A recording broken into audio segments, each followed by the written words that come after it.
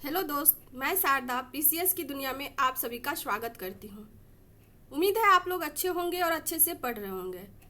हम लोग जो है वो साइंस का जो क्लास स्टार्ट किए थे, उस साइंस के सीरीज़ में हमने क्लासिफिकेशन शुरू किया था, जिसमें हमने सारे क्लासिफिकेशन 2 किंगडम और 5 किंगडम क्लासिफिकेशन को देखा था। और 5 किंगडम क्लासिफिकेशन में हमने मोनेरा, प्रोटिस्टा, फंजाई कर लिए हैं और आज चौथा है प्लांटी, उसको करेंगे। जितना भी घटना चक्र के प्रीवियस ईयर क्वेश्चन है, जो उसका एक्सप्लेनेशन है, और साथ ही एनसीईआरटी का जितने भी इम्पोर्टेंट फैक्ट है, सबको हमने इसमें समाहित किया है।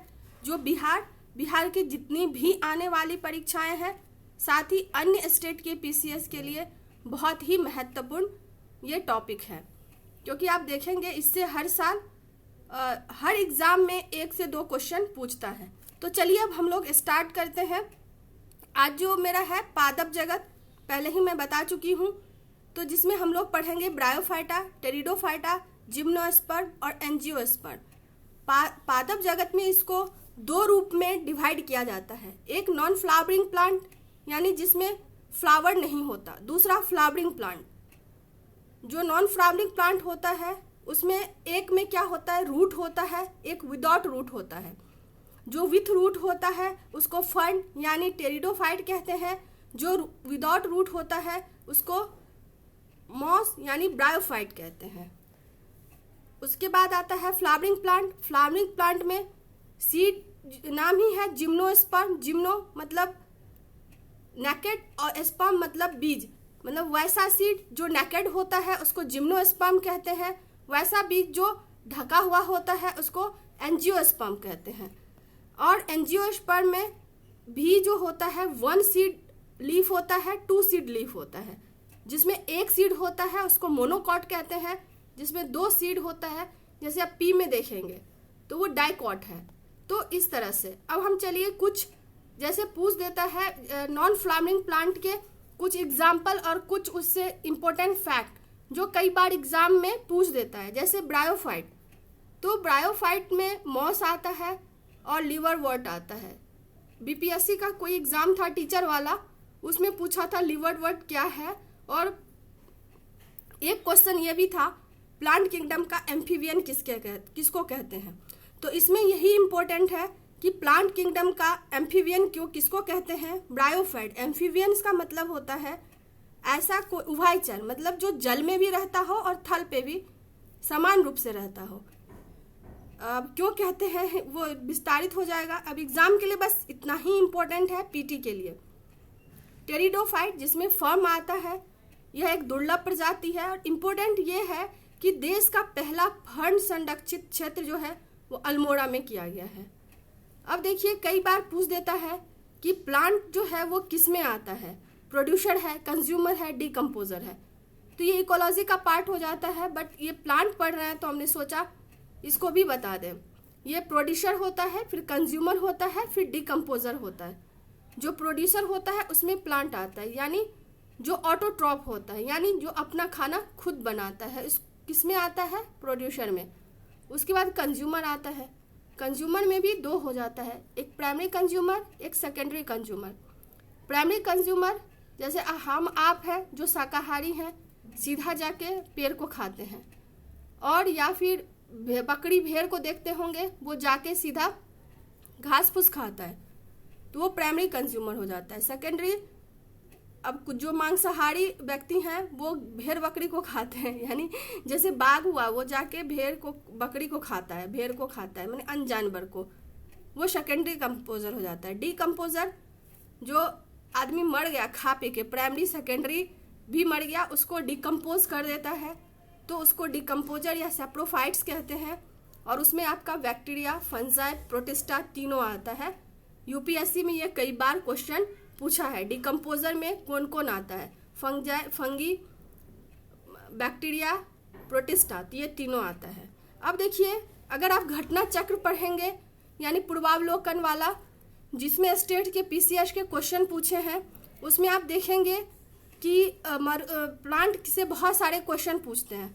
तो हमने क्या किया, जितने भी प्लांट के टाइप होते हैं जो एग्जाम के पॉइंट ऑफ व्यू से इम्पोर्टेंट है, सबको हमने एक साथ करने का कोशिश किया है। जैसे प्लांट में मरुद्भिद प्लांट होता है, फियोफाइट्स होता है, हाइड्रोफाइट्स होता है, इपीफाइट्स होता है, कीटभक्षी और पैरासिटिक प्लांट। तो इतने से ये क्वेश्चन पूछते हैं। तो चलिए हम एक एक करके देखते हैं कि सारे प्लांट कहाँ उगते हैं, उनकी क्या विशेषता है जो एग्जाम के लिए रिलेवेंट है। सबसे पहला मरुद्भिद प्लांट, नाम ही है मरुद्भिद यानी मरुभूमि में उगने वाला। तो जो मरुभूमि में उगेगा तो क्या उसको पानी या आर्द्र वातावरण मिलेगा? नहीं मिलेगा। तो वो जनरली कहाँ उगते हैं? शुष्क वातावरण में। इसका मतलब हुआ कि उस वातावरण के प्रति वो अनुकूलित रहते हैं, यानी उनको रहने में कोई परेशानी नहीं होता है। तो वो ऐसा क्या उनमें होता है कि उनको शुष्क वातावरण में रहने में कोई परेशानी नहीं होता, यानी वो एडेप्टेड होते हैं। उसके कई सारे उनमें विशेषताएं होती हैं वैसे। जैसे पहला, उनका जो जड़ होता है वो लंबा होता है। जैसे हमने थोड़ा सा बनाने की कोशिश की है, उनका जड़ लंबा होता है। क्यों होता है? ऐसा नहीं कि टेम्परेचर को सह नहीं पाते इसलिए वो ठंडा में अंदर की तरफ जाते, नहीं। वो भूमिगत जल की खोज में, जहाँ उनको पानी मिलेगा वहाँ तक वो जाते हैं जल की खोज में। ध्यान दीजिएगा, किस लिए उनकी जड़ें लंबी होती है? जल की खोज के लिए, ना कि तापमान के प्रति अनुकूलित रहने के लिए। उसके बाद उनका तना देखिएगा, मोटा हो जाता है, क्यूटिकल ढका हुआ होता है। उसके बाद कई बार जो उनका लीफ होता है वो कांटा में परिवर्तित हो जाता है। जैसे जो गांव घर में रहते होंगे वो कैक्टस का पौधा बहुत ज़्यादा देखते होंगे जिनमें रेड येलो फूल रहता है। तो वो प्लांट जो है मरुद्भिद में उगने वाला है, बट इन्वेसिव हो जाता है, जो हम लोग के तरफ आ जाता है। फिर सेकेंड जो हमारा प्लांट है फियोफाइट्स है। ये भी मरुस्थल में ही पाए जाने वाला प्लांट है। और ये कई बार पूछा है कि वो प्लांट जिनकी जड़ें 20 से 30 मीटर लंबी हो जाती हैं, उस प्लांट को क्या कहते हैं। और दूसरा क्वेश्चन पूछा था, ऐसे प्लांट की जड़ें लंबी क्यों हो जाती हैं। तो सबसे पहला क्वेश्चन का ये कि जो फियोफाइट्स है उनकी जड़ें 20 से 30 मीटर लंबी हो जाती हैं अंदर की ओर मृदा में, भूमिगत मृदा में। और दूसरा, लंबी क्यों होती है? तो जैसे हमने ऊपर कहा, जो भी शुष्क वातावरण में होगा, शुष्क एरिया में उगेगा, राजस्थान में उगेगा, तो उनको तो पानी उतना इजीली अवेलेबल नहीं होगा तुलनात्मक रूप से जैसे हम लोग के यहाँ मिल जाता है भूमिगत जल। तो वो पानी की खोज में उनकी जो जड़ें होती हैं वो लंबी हो जाती हैं। तो ये दोनों हमने देख लिया, मरुस्थल में उगने वाले दो प्लांट और उनकी विशेषता। तीसरा जो हमारा है वो है हाइड्रोफाइट्स। जहाँ भी हाइड्रोफाइट्स आए, हाइड्रो मतलब पानी होता है और फाइट्स मतलब लविंग, वैसे प्लांट जो पानी में रहना पसंद करते हैं, यानी उससे प्यार करते हैं, तो ऐसे प्लांट को हाइड्रोफाइट्स कहते हैं। जब भी आपको कोई टर्म ना आए तो उसका संधि विच्छेद कर दीजिए, तो आपको ना एक आंसर मिल जाएगा किसी भी चीज़ का। अब जैसे हमने यहाँ पे कमल का प्लांट बनाने का कोशिश किया है ताकि आप लोग इजीली समझ सकें। ये कमल का प्लांट है और कमल के प्लांट में आप देखेंगे उसका जो पत्ता होता है वो तैरते रहता है। तो उसमें क्या होता है कि बड़े बड़े वैक्यूल्स होते हैं। वो जो वैक्यूल्स होता है उसमें वो एयर से भरा होता है ताकि उनको तैरने में आसानी कर सके। अगर वो पानी में इमर्ज ही हो जाएंगे तो फिर वो डिकम्पोज हो जाएंगे। तो इस तरह वो हाइड्रोफाइट्स होते हैं, जल में रहने के लिए अनुकूलित होते हैं। यानी कि बहुत अधिक जल में अगर वो रहेंगे तो पूछ देता है कि एक तो यही पूछता है कि हाइड्रोफाइट्स जो होते हैं वो कैसे प्लांट होते हैं। तो मैं पहले ही बता दी, हाइड्रो मतलब पानी, फाइट्स मतलब लविंग। ऐसे प्लांट जो पानी में रहते हैं उनको हाइड्रोफाइट्स कहते हैं। तो वो उसको अनुकूलित कैसे रहते हैं? क्योंकि उनमें बड़े बड़े वैक्यूल्स होते हैं और वो वैक्यूल्स एयर से भरे होते हैं, तो उस तरह से वो पानी में रहने के लिए एडेप्टेड होते हैं। जो मेरा तीसरा प्लांट है कीटभक्षी प्लांट, ये देखेंगे आपको मेघालय नॉर्थ ईस्ट के रीजन में मेनली उगता है। गारो, खासी और जयंती जो पर्वत होती है वहाँ पे। इसमें क्या होता है, ये ऐसे मृदा में उगता है जहाँ नाइट्रोजन डिफिसिट हो पहला, और दूसरा मृदा अम्लीय हो। अगर स्टेटमेंट बेस्ड क्वेश्चन पूछेगा तो पूछ सकता है कि कीटभक्षी प्लांट सामान्यतः नाइट्रोजन डिफिसिट मृदा में उगते हैं पहला, और दूसरा दे देगा कि वो ऐसे मृदा में उगते हैं जिनकी प्रकृति अम्लीय होती है। तो ये दोनों हो जाएगा। और तीसरा, जो वो नाइट्रोजन डिफिसिट मृदा में उगते हैं, इसके लिए वो क्या करते हैं, जो कीट होता है उसका भक्षण करते हैं, और कीट का भक्षण करके अपना जो नाइट्रोजन डिफिसिट होता है उसको पूरा करते हैं। तो हमने क्या देखा, कीट भक्षी प्लांट कहाँ उगते हैं, जनरली मेघालय के रीजन में। दूसरा देखा कैसे मृदा में उगते हैं, तो हमने देखा एक नाइट्रोजन डिफिसिट, दूसरा हमने क्या देखा, अम्लीय मृदा। फिर हमने देखा कि जो नाइट्रोजन डिफिसिट होता है उसको कैसे पूरा करते हैं, तो कीट को मार के खाते हैं। फिर देखिएगा उसमें घड़ा होता है। अब हम अगले पार्ट पे जा रहे हैं इसके। जो इसका घड़ा होता है वो किसका रूपांतरण है, तो ये लीफ का रूपांतरण होता है। और इसमें कई बार पूछ देता है कीट भक्षी जो प्लांट होते हैं उनके क्या नाम है, तो उनको वेनस फ्लाई ट्रैप कहा जाता है, उनको पीचर प्लांट कहा जाता है, उनको सनड्यू कहा जाता है। तो ये ध्यान में रखिएगा। तो अब इससे शायद हमको नहीं लगता गलत करेंगे आप लोग। अगला जो है वो है हैलोफाइट। हैलो मतलब होता है लवण, और फाइट्स मतलब एज इट इज लविंग। तो ऐसे प्लांट जो लवण युक्त क्षेत्र को पसंद करते हैं तो उनको हैलोफाइट्स कहते हैं। बहुत ज़्यादा उमस है और मुझे फैन बंद करके पढ़ाना पड़ रहा है, तो मैं पूरा पसीना पसीना हो गई हूँ। तो हैलोफाइट्स होता है उच्च लवण युक्त जल में ये उगते हैं। और जो फिर ये है कि ये साल्ट को कैसे मैनेज करते हैं, तो इसके लिए उनके अंदर बहुत सारे एडेप्टेशन के तरीके होते हैं। जैसे क्या होते हैं, अगर बहुत ज़्यादा साल्ट लगता है कि नहीं इससे ज़्यादा साल्ट हमको नहीं चाहिए, तो एक्सक्रिएट कर देते हैं। उनको लगता है कि नहीं हमको और चाहिए, इससे हमको साल्ट, इससे मेरा मन नहीं भर रहा है, तो उसको एकोमोडेट कर लेते हैं।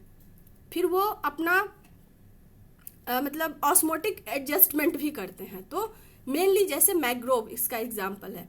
हैलोफाइट्स में मेनली यही पूछेगा, हैलोफाइट्स कैसे प्लांट होते हैं, लवण युक्त जल में उगते हैं, और इसका एग्जाम्पल मैंग्रोव है।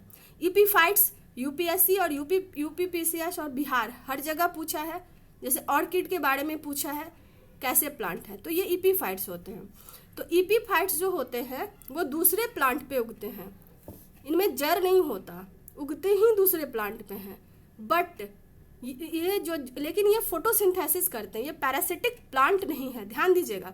अगर स्टेटमेंट बेस्ड क्वेश्चन पूछेगा, क्योंकि ये है कि ये दूसरे प्लांट पे उगते हैं, तो पूछ देगा क्या ये पैरासिटिक प्लांट है, तो नहीं, ये सिर्फ जो यांत्रिक अवलंबन होता है उसके लिए दूसरे प्लांट पर उगते हैं।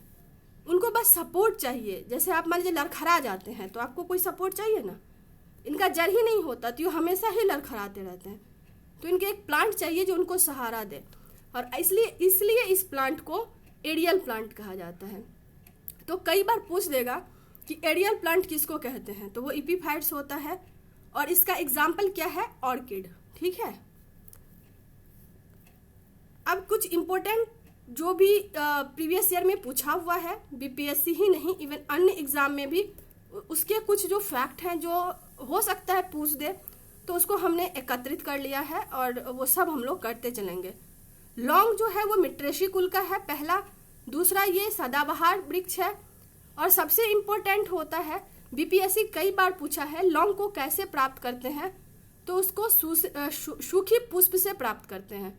लौंग को कैसे प्राप्त करते हैं, सूखी पुष्प से प्राप्त करते हैं। और इसमें केमिकल होता है जिसको क्या कहते हैं, यूजिनॉल। और यूजिनॉल क्या करता है, यह दर्द निवारक है। ठीक है, तो इसमें दो चीज याद रखना है। सबसे पहला, लौंग को कैसे प्राप्त करते हैं, तो सूखी पुष्प से। इसमें केमिकल कौन सा होता है, यूजिनॉल, जो औषधीय होता है, दर्द निवारक में यूज करते हैं। कई बार पूछा है भिंडी क्या है, तो भिंडी फ्रूट है, सब्जी नहीं है। भिंडी क्या है, फ्रूट है, और इसका होल पार्ट हम खाते हैं। अब चलिए आगे, हल्दी, जो कि इस बार के लिए बहुत बहुत इम्पोर्टेंट है हर तरीके से, करंट के पॉइंट ऑफ व्यू से और साइंस के पॉइंट ऑफ व्यू से।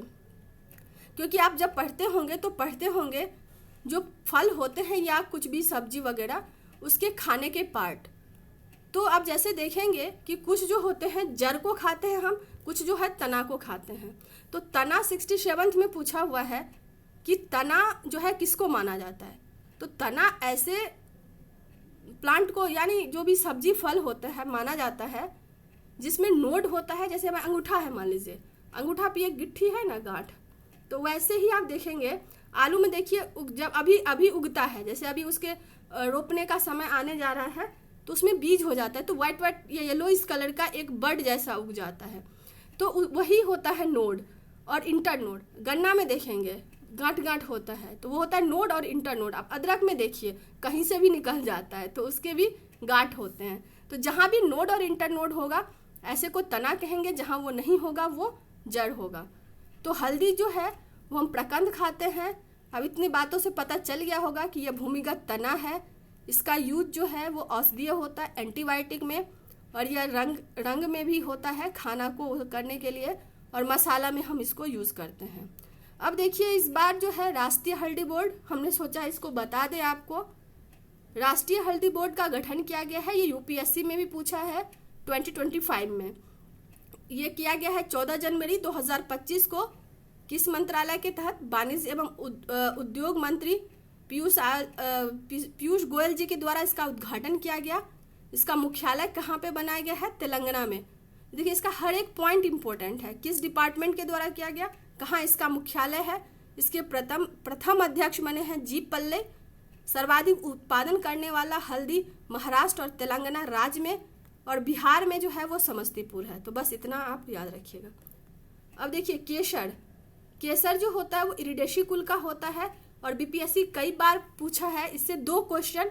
एक तो इसे किससे प्राप्त करते हैं, तो इसको प्राप्त करते हैं फ्लावर के स्टाइल और स्टिग्मा से, और दूसरा पूछा है सबसे अधिक उत्पादन कहाँ होता है। तो ये अगर विश्व की बात करें तो ईरान में होता है, और अगर भारत की बात करें तो जम्मू कश्मीर में होता है।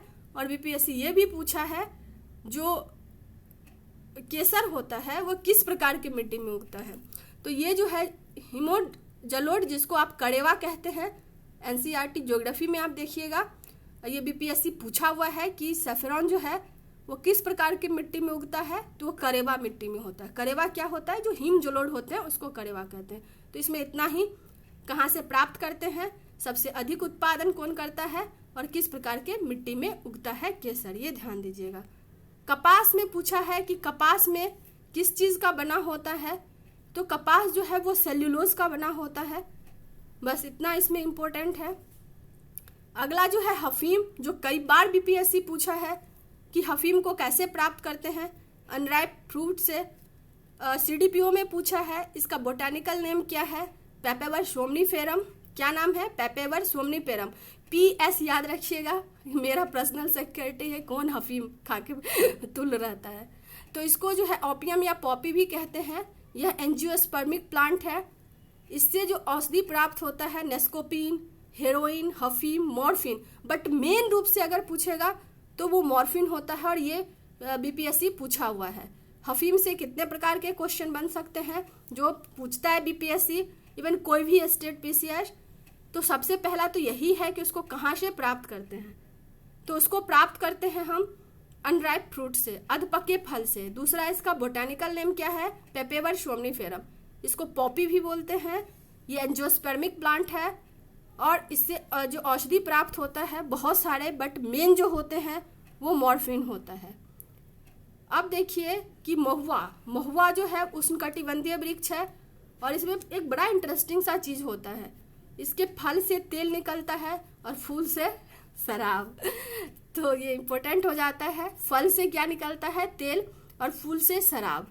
अब रेशा देखिए, रेशा कौन कौन सा आता है? सन, पटसन, जूट और कपास। तो सन, पटसन और जूट को तने के रेंटिंग से प्राप्त किया जाता है, बट कपास को बीज का जो बीजावरण होता है उससे प्राप्त किया जाता है।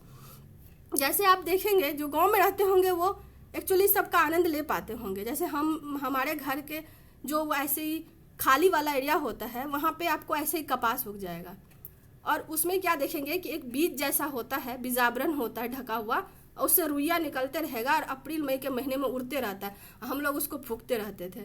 तो ये आपका कपास में आ जाता है। कपास का जो बीजावरण होता है वो फट के फिर उसको निकालते हैं। बस सन, पटसन और जूट तीनों है, चारों है रेशा ही, बट उसके निकालने के तरीके अलग अलग होते हैं। अब फल में देखिए, फल दो प्रकार के होता है, एक जिसे हम फर्टिलाइजेशन से प्राप्त करते हैं, एक विदाउट फर्टिलाइजेशन। जो फर्टिलाइजेशन से होता है वो भी दो तरह का होता है, एक फॉल्स फ्रूट, एक ट्रू फ्रूट्स। आप बीपीएससी में देखेंगे 67 या 68 में भी पूछा है फॉल्स फ्रूट कौन सा है। तो फॉल्स फ्रूट वो होते हैं, जब आप फर्टिलाइजेशन पढ़ेंगे प्लांट में तो आप देखेंगे कि जो फल बनता है वो ओवरी से बनता है, बट ओवरी के अलावा अगर अन्य पार्ट से फल बनता है तो उसको फॉल्स फ्रूट कहते हैं। जैसे सेब हो गया, जैसे एप्पल, काजू हो गया, नाशपाती हो गया, तो ये फॉल्स फ्रूट है। तो इसका एग्जाम्पल याद रखिएगा, क्योंकि ये पूछा है फॉल्स फ्रूट का एग्जाम्पल ही पूछा हुआ है, और ट्रू फ्रूट्स तो सारे इनके अलावा जो है। और जो विदाउट फर्टिलाइजेशन होता है उसको पार्थेनोकार्पिक फ्रूट कहते हैं। ये जनरली सीडलेस होते हैं, जैसे ऑरेंज हो गया, ग्रेप हो गया, कीवी हो गया, ब्लैकबेरी हो गया, बनाना हो गया, तो ये पार्थेनिकार्प फ्रूट है। अब देखिए ये बहुत ही इम्पोर्टेंट है, फ्रूट और उनका जो कलर होता है उनके पिगमेंट के आधार पे इनको कलर होता है, वो उनमें जो पिगमेंट पाए जाते हैं उस पे वो कलर वैसा रिफ्लेक्ट करते हैं। जैसे पपीता में कैरिकिन जैंथिन पाया जाता है। पूछेगा पपीता का जो ऑरेंज कलर होता है वो क्यों होता है, वो कैरिका जैंथिन में। सेब का लाल रंग क्यों होता है, एंथोसायनिन। गाजर का रेडिश कलर क्यों होता है, कैरोटीन। टमाटर लाल क्यों होता है, लाइकोपिन। हल्दी पीला क्यों होता है, जेंथोफिल। चुकंदर जो होता है लाल क्यों होता है, तो बिटरनिन। इसको एकदम रट जाइएगा, रट जाइएगा, रट जाइएगा। आप कोई भी बिहार या यूपी पीसीएस का तो एकदम फेवरेट टॉपिक है, हर बार एक रहता है इसका। इम्ब्रायोनिक सूट बीपीएससी पूछा हुआ है, क्या होता है। जैसे हमने एक डायग्राम बनाया है, एक डंठल है और ये क्या है, पत्ती का एक्सियल और तना का अंतिम छोर। ये जो डंडा है वो तना है, और यहाँ देखिए साइड में लीफ है, तो तना का अंतिम और पत्ती का एक्सियल पार्ट होता है, उसको एम्ब्रायोनिक सूट कहते हैं, कली या कलिका। अब देखिए कुछ जो लहसुन है उसमें गंध क्यों होता है, तो सल्फर कंपाउंड के कारण। जो प्याज है उसको काटने पे आंख से आंसू क्यों आता है, सल्फोनिक एसिड। ध्यान दीजिएगा, सल्फोनिक एसिड। और मिर्ची जो खाते हैं उसमें तीखापन क्यों होता है, कैप्साइसिन के कारण, कैप्साइसिन के कारण। तो ये पूछा हुआ क्वेश्चन है, जिसको मतलब इतना अगर आप कर लेते हैं तो निस्संदेह साइंस में आपको कहीं दिक्कत नहीं होगा। प्लांट का खाने का पार्ट जड़ और तना हमने बता दिया। जड़ में आपका सलजम आता है, गाजर आता है। जो सीधा सीधा रहता है वो जड़ है, जिसमें कहीं भी बड दिख जाए, नोड दिख जाए, इंटर नोड दिख जाए, वो तना होता है। जैसे अदरक, हल्दी, गन्ना, आलू सब। अब बीपीएससी एक बार पूछा है जो कि हम भी ध्यान नहीं दिए थे, कि जीवन चक्र के दृष्टि से प्लांट का सबसे इम्पोर्टेंट पार्ट क्या होता है, तो वो फ्लावर होता है। अब अगला चलिए, मटर लेग्यूमिनस प्लांट है।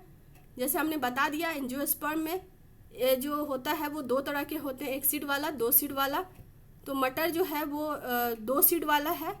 और बीपीएससी इसमें पूछा है कि जो मटर है वो कैसे, जैसे उसमें देखते होंगे लता, जैसे एक वो लता होता है, लताएं के जैसे ऐसे ऐसे जैसे हमने यहाँ पे बनाया है, ऐसे ऐसे निकला रहता है मटर के प्लांट में, तो वो टेंड्रिल के सहारे उसको सपोर्ट के लिए होता है। तो ये पूछा है।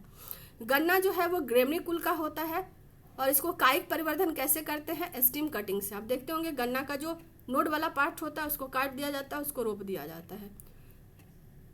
अब देखिए कि ट्रिटिकेल पूछा है। प्रकृति में मतलब आर्टिफिशियली बनाने वाला सबसे पहला जो ये था गेहूं, ये ट्रिटिकेल था, जिसको राई और गेहूं से मिला के बनाया गया था।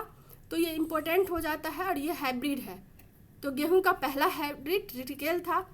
और मैक्रोनी व्हीट, ये झारखंड एग्जाम में पूछा हुआ था। तो ये क्या है, गेहूं का ये ट्रिप्लॉइड प्रजाति है, और इसको ड्यूरम कहा जाता है। तो यही पूछा था मैक्रोनी व्हीट को क्या कहा जाता है, तो ये ड्यूरम कहा जाता है। और ये गेहूं की ट्रिप्लॉइड प्रणाली मतलब ट्रिप्लॉइड प्रजाति है। जैसे कई बार पूछ देता है फ्रूट, और उसके किस फ्रूट के बहुत सारे कैटेगरी होते हैं। जब आप एनसीईआरटी पढ़ेंगे तो वहाँ आपको दिखेगा। तो इसमें एक होता है सेरोशिश, जिसमें सहतूत, अनानास, कटहल आता है। नट में काजू और सिंघारा आता है। पोम में सेम, नाशपाती आता है। पीपो में लौकी, खरबूजा आता है। तो ये बस देख लीजिएगा। मलेरिया में एक्चुअली उसमें ये था कि मलेरिया के लिए जो दवा है वो किस प्लांट से प्राप्त किया जाता है। तो इसने, हालांकि मलेरिया के बारे में हम लोग रोग में पढ़ेंगे, बट एक हम आपको बता दिए कि मलेरिया से हम 2 तरीके से बच सकते हैं, इवन किसी भी रोग से। एक होता है कि हमको रोग हो ही ना हो, और दूसरा अगर हो जाए तो हम उसका इलाज कैसे करें। जब हो ही ना, उसको निवारक या बचाव कहते हैं। तो इसके लिए हम 2 तरीके से निवारक कर सकते हैं या बचाव कर सकते हैं। एक केमिकल होता है, दूसरा बायोलॉजिकल होता है। केमिकल जैसे आप लोग अभी मच्छर बहुत काटता है तो आप लोग क्वाइल लगाते होंगे। उस क्वाइल में क्या होता है, पाइलेथ्रीन होता है। पाइलेथ्रीन क्या होता है, जिसको आप लोग मॉस्किटो प्रोपेलेंट, मतलब मॉस्किटो विकर्षक कहा जाता है। जैसे ही उसको गंध लगता है वो भाग जाता है, केमिकल हो गया। बायोलॉजिकल में होता है, जैसे पहले तो किरोसिन छींट दिया जाता था। गैम्बूसा फिश क्या करता है, जो मॉस्किटो होता है उसके लार्वा को खा जाता है। बतख जैसे देखिएगा, जो गांव में फिर रहते होंगे वो देखते होंगे धान के खेत में जो पानी रहता है बतख आके नोचते रहता है, तो वो बतख मॉस्किटो के लार्वा को खा जाता है। नेचुरल में जब बीमारी हो जाएगा तो कैसे करेंगे, तो सिनकोना के छाल से हम जो है वो प्राप्त करते हैं क्विनाइन। और सिनकोना जो है वो जिम्नोस्पर्म प्लांट है, मतलब फ्लावर तो होता है बट उसका बीज जो होता है वो नेकेड होता है। जैसे हमने बताया कि जिम्नो मतलब नेकेड, स्पर्म मतलब बीज। और जो आपका एलोपैथ में करते हैं उसमें क्लोरोक्विन होता है। तो बस आज के लिए इतना ही दोस्त। उम्मीद करते हैं हमारा ये सीरीज़ आपको बहुत अच्छा लगा होगा। प्लीज़ आपको अच्छा लगता है तो मेरे वीडियो को लाइक करिए और प्लीज़ हमको सब्सक्राइब करिए दोस्त, और दोस्तों में शेयर करिए ताकि ये वीडियो मैक्सिमम लोग तक पहुंच सके। आप लोग जो भी हमसे पॉसिबल होगा हम करने का कोशिश कर रहे हैं। उम्मीद करते हैं आपको ये वीडियो ज़रूर ही अच्छा लगा होगा। तो प्लीज़ मेरे चैनल को सब्सक्राइब कर दीजिए। फिर मिलते हैं बहुत जल्द। Thank you so much.